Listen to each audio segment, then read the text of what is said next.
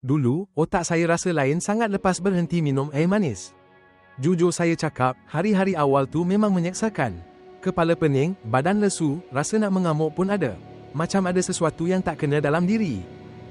Ini bukan main-main, gula tu sebenarnya boleh jadi macam dadah. Bila kita berhenti mendadak, badan kita akan alami withdrawal. Otak kita dah terbiasa dengan dos gula harian, jadi bila tak dapat, dia akan protes habis-habisan. Tapi percayalah, ini fasa sementara yang perlu kita lalui. Jangan putus asa. Fasa sukai ini adalah bukti badan kita sedang menyesuaikan diri ke arah yang lebih baik. Setiap hari tanpa air manis adalah satu kemenangan kecil yang membawa kita lebih dekat kepada kesihatan optimum. Kesihatan kita jauh lebih berharga daripada nikmat gula sesaat. Follow untuk part selanjutnya.